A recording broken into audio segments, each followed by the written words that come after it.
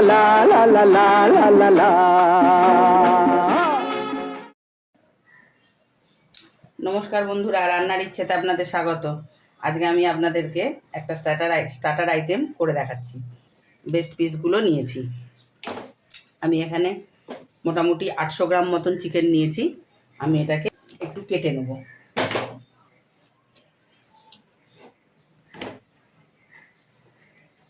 মাংসটাকে প্রথমে একটু দুভাগ করে নেবেন। এটা কিন্তু দোকান থেকে কাটিয়ে আনলে হবে না বন্ধুরা, বাড়িতে কিন্তু নিজেকে কাটতে হবে।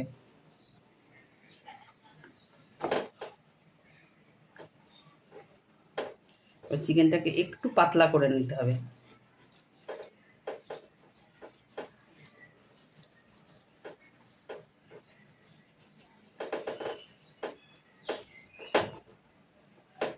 দেখুন, এইবার চিকেনটাকে এরকম একটু লম্বা লম্বি করে, একদম ছোট ছোট না, একটু লম্বা করে, একটু নিজেদের মতন করে সাইজ করবেন।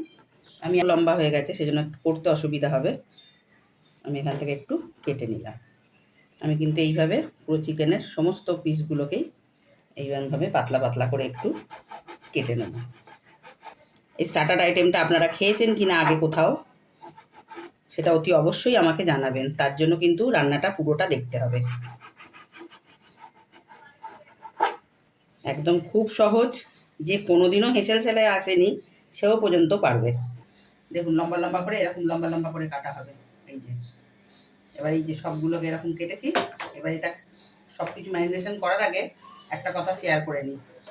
এটা আমার একটা অর্ডার, মানে অর্ডার এসছে আর কি আমার কাছে। এই জিনিসটা তারা খেয়েছে।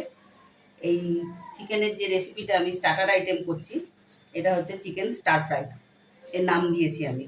তা এটা একটা অফিস থেকেই অর্ডার এসছে আর কি। তাদের স্টার্টার আইটেম হিসেবে এটাকে তারা রাখবে। তাদের মানে ছোটোখাটো একটা মিটিং আছে, সেই মিটিংয়ের আর কি। আমি প্রথমেই এখানে সামান্য সামান্য, কিন্তু এখানে কিন্তু আদা রসুনও বেশি যাবে না, একদম সামান্য এক দেখে নিয়ে চামচে করে আমি দিচ্ছি। এটার কোনো মাপ নেই, একদমই চোখের আন্দাজ, তবু আমি দেখিয়ে দিচ্ছি। দেখুন, সামান্য সামান্য আদা রসুন বাটা।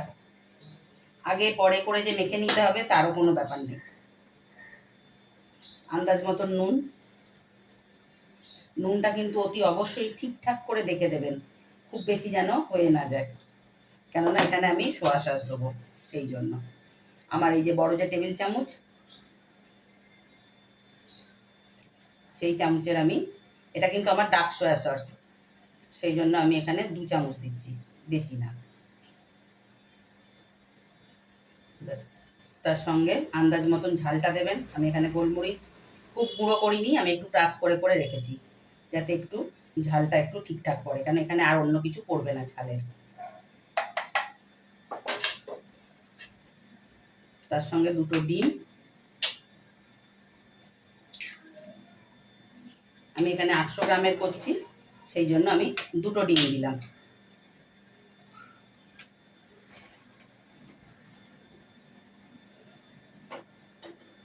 একবারে সব কিছু কিন্তু একসঙ্গেই দেবো, কোনো আগে পরে বলে বা কিছু ব্যাপার নেই। এখানে আমি কর্নফ্লাওয়ার দিচ্ছি, আমার এই বড় চামচের চুবু চুবু।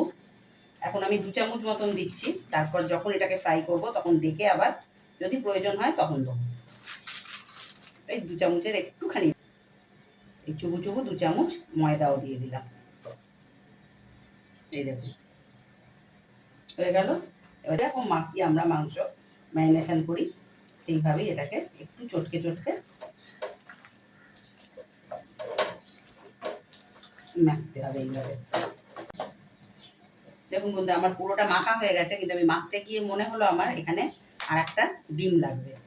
সেই জন্য আমি 800 গ্রামে আমি 3টে ডিম দিলাম।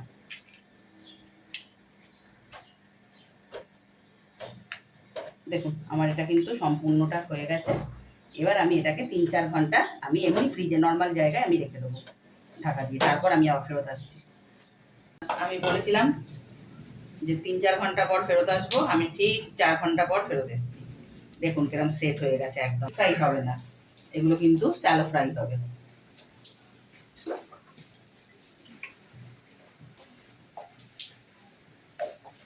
এবার তেলটা একটু গরম হোক, এটা কিন্তু হাই হিটে আগে গরম করে নেবেন, তারপর কিন্তু ফ্লেমটা আস্তে করে দিতে হবে।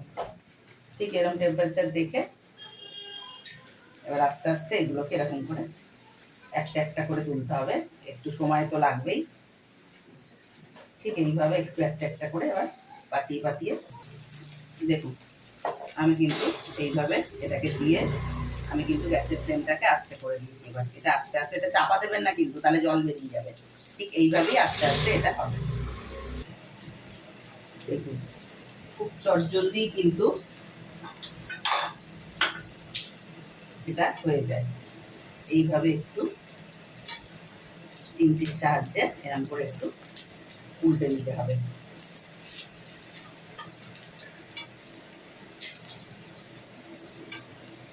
এত সফট আর এত জুসি হয় বন্ধুরা, এটা না করে খেলে কেউ বুঝতে পারবেন না। বাচ্চা থেকে 8 থেকে 80, সরি ভুল বললাম, বাচ্চা 8 থেকে 80 সবার খুব পছন্দের একটা মানে রান্না মানে রেসিপি আমি করছি আর কি। ভীষণ ভীষণ পছন্দের একটা রেসিপি।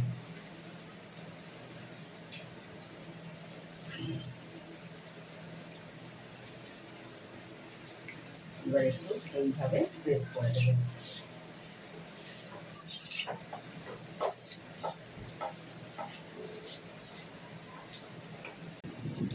দেখুন বন্ধুরা কি ঝট করে এই জিনিসটা রেডি হয়ে যায়।